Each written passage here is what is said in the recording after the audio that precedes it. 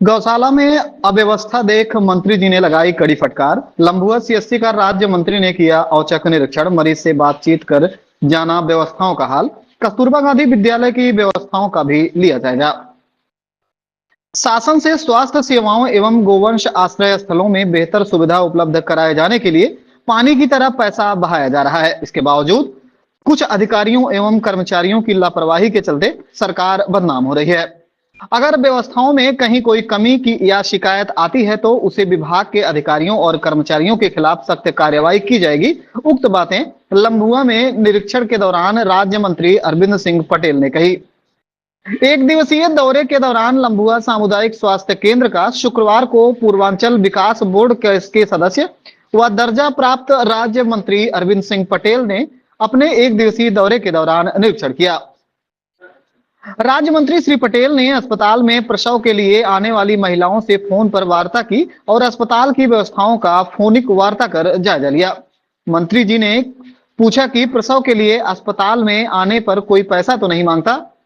इसके बाद उन्होंने अस्पताल में भर्ती मरीजों से भी बातचीत कर अस्पताल की व्यवस्था का हालचाल जाना।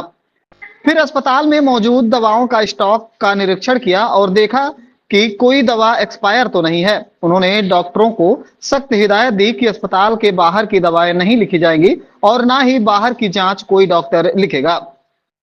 अगर ऐसा होता पाया गया तो उसे डॉक्टर के खिलाफ विधिक कार्रवाई की जाएगी। इसके बाद राज्य मंत्री कस्तूरबा गांधी आवासीय विद्यालय नरेंद्रपुर गए और वहां पर बच्चों से बातचीत कर वहां का हालचाल जाना। बच्चों से कहा कि आप लोग जब भी छुट्टी पर जाते हैं तो समय से विद्यालय वापस आ जाया करें, नहीं तो पढ़ाई का नुकसान होता है। इसके बाद लंबुआ क्षेत्र में स्थित परसीपुर पशु आश्रय स्थल पहुंचे, जहां पर व्यवस्थाओं देख कर्मचारी को कड़ी फटकार लगाई और कहा कि शासन से पशु आश्रय स्थल के लिए सभी सुविधाएं मुहैया कराई गई हैं, उसमें कोई कमी नहीं आनी चाहिए। निरीक्षण में व्यवस्था ठीक मिली। दवाइयों का एक्सपायरी डेट देखा गया, मरीजों से वार्ता की गई, मरीजों के परिजनों से वार्ता की गई, पूर्व की जो प्रसूताएं हैं उनका रिकॉर्ड रजिस्टर में है, फ़ोन करके उनसे भी संपर्क किया गया, किसी की कोई शिकायत नहीं है।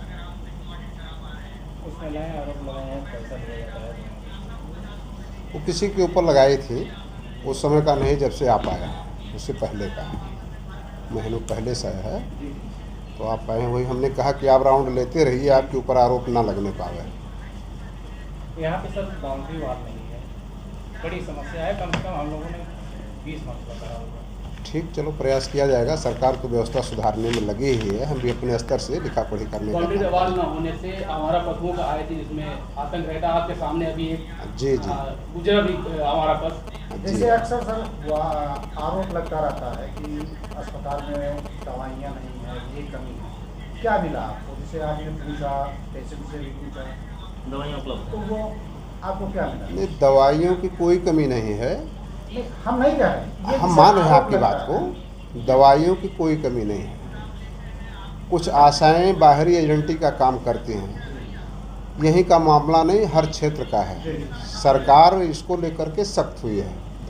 तो जो बेईमान होता है, चोर होता है, नया नया रास्ता खोजता रहता है, उसमें सभी आशाएं नहीं हैं, कुछ हैं, 2-4% हैं। तो वो जो है धीरे से बाहर की दवा लिखा देंगे आदमी को भयभीत करके। तो 1500 का वो बाहर का दवा ले लिया, उनका 100-200 कमीशन मिल गया, बस इतने है। दवाइयाँ तो सारी उपलब्ध हैं। यहाँ तक कि दवाइयाँ सैकड़ों से अधिक रेंज में हर सीएससी पर हैं। और लगभग 3 साल पहले बलरामपुर में हम गए थे, एक पत्रकार साथी से वार्ता हुई। हमने कहा चूँकि मीडिया के साथी धरातल की बातों को जानते हैं, तो उन्होंने कहा कि सर जैसे सांप हैं और पहाड़ी सांप भी यहाँ आ जाते हैं, पहाड़ है भी, किसी को काट लिए तो मुख्यालय जाते जाते पता लगा आदमी एक्सपायर हो गया। तो यदि सीएससी पर व्यवस्था हो जाए तो आसानी से लोगों को दवा हो जाएगी, उनका प्राण बच जाएगा। पूज्य महाराज जी के संज्ञान में हम लाए और आज उस पहाड़ी क्षेत्रों में ही नहीं, पूरे प्रदेश में पूज्य महाराज जी ने व्यवस्था बनाई है। हर सीएससी पर वो दवा उपलब्ध है। पहले कुत्तों को काटने वाली दवा नहीं हो पाती थी, आज हर जगह पर्याप्त मात्रा में उपलब्ध है। दवाइयों की कोई कमी नहीं, सैकड़ों से अधिक रेंज में हर जगह है। और हम लोग पूछते हैं कितने तरह की दवाइयों की उपयोगिता है यहाँ, तो 35-40 की ही बताई जाती है, लेकिन इमरजेंसी कंडीशन में सैकड़ों तरह की दवाइयाँ उपलब्ध रहती हैं। सर एक्सरे मशीन आए दिन यहाँ की खराब रहती है, बहुत पुरानी मशीन हो चुकी है।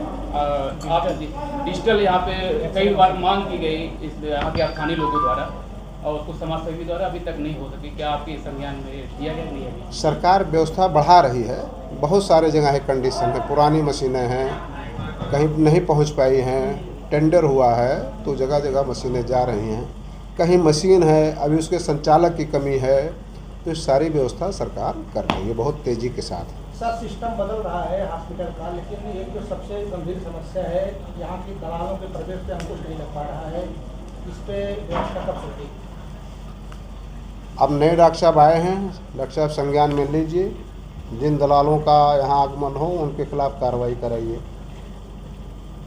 पूज्य महाराज जी की जो मंशा है उस हिसाब से कार्य होना चाहिए। सर यहाँ जो जर्जर बिल्डिंगें हैं अपने अस्पताल में बहुत सारी कैंपस के अंदर जर्जर बिल्डिंगें हैं, टपक रही हैं, लोग उसमें जो है आशा हुए और क्या कहते हैं कि नहीं डॉक्टर कर्मचारी और डॉक्टर ही निवास कर रहे हैं, जर्जर मतलब इतना खतरा बना वो कभी भी गिर सकती है।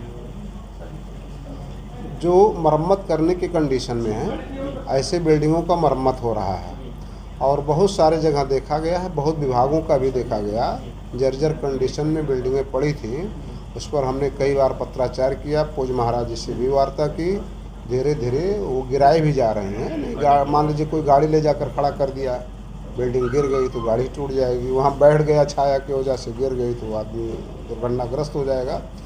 तो पूज्य महाराज जी ने गंभीरता से लिया है और पुरानी बिल्डिंग जो तोड़ने की कंडीशन में है वो टूट रही हैं, जो मरम्मत करने की कंडीशन में है उनका मरम्मत हो रहा है। एक चीज़ और, जैसे पैथोलॉजी में काफ़ी इंस्ट्रूमेंट ऐसे हैं रखे हुए हैं जिससे सारी जांच हो सकती है। प्रयास ये कीजिए कि वो अगर नहीं चल रहे हैं तो चलने लगे, उससे जांच जो है प्रभावित हो रही है और होने लगे, क्योंकि रखे तो हैं लेकिन वो रख रखाव या इंजीनियर क्या कैसे सिस्टम से वो काम नहीं हो रहा है उससे, तो थोड़ा सा आप अपने स्तर से प्रयास करें। ठीक है, उसके बारे में जानकारी की जाएगी, सर देखा जाए पत्राचार जैसे किया यहाँ पे जाएगा। अर्थों के लिए कोई डॉक्टर नहीं है और जब एक्सीडेंट होता है तो उन्हें रिफर करते हैं, उनकी जान चली जाती है, तो इसके लिए आप क्या करें? अर्थों का जो विषय है जी। हम अपने अनुभव की बात कर रहे हैं, जी ऐसा नहीं कि हाथ टूटने से आदमी एक्सपायर हो जाता है। जी, ब्लड आ जाते हैं। हाँ। तो हड्डी तुरंत ठीक नहीं होती है, यहाँ डॉक्टर नहीं है, कमी है, इस चीज़ को हम मानते हैं। वैकल्पिक आवश्यकता जो है उसका इलाज होता है, उसके बाद मुख्यालय भेज देते होंगे, जिसकी हड्डी टूटेगी ऐसे पेशेंट रहेंगे, वो तो महीनों का विषय हो जाता है। तो दवाई में या व्यवस्था में कोई कमी नहीं है। अब जितना हर जगह चाहिए, जितना CSC हैं, PSC हैं, इतना नहीं है। पिछली गवर्नमेंट में जो दशा थी वो जानते ही हैं, कितने मेडिकल कॉलेज पूज्य महाराज जी ने खोला, तो उसका रिजल्ट आने में थोड़ा समय लगेगा ही। उसके बावजूद भी व्यवस्थाएं बहुत ठीक हो रही हैं। सर जो मरीज आए हुए हैं जिन कुर्सियों पर बैठे थे उसमें नीचे से ईंटा लगाए गए हैं और उनके बैठने के लिए भी पूर्ण रूप से व्यवस्था नहीं है CSC पे। यदि ये स्थिति है तो उसको अधीक्षक महोदय देखें और उसके लिए पत्राचार करें, उसकी व्यवस्था सुनिश्चित जिस कराएं। बिल्डिंग में अभी आप निरीक्षण किए लैब का, उसमें पानी टपक रहा है, अभी नई बिल्डिंग बनी हुई है। अच्छा, जिस कंपनी ने बनाया है उसको पत्राचार करिए, फिर बताइए, हम भी लिखते हैं। हमारे यहाँ भी ऐसे था तो हमने लिखा, उस पर कार्रवाई चल रही है। अभी हैंड ओवर भी नहीं हुआ है शायद। हैंड ओवर ना हुआ हो तो मत लीजिए कंपनी को। आप देख रहे हैं भारत न्यूज टाइम, आपकी आवाज। चैनल को सब्सक्राइब करें, लाइक करें, कमेंट करें।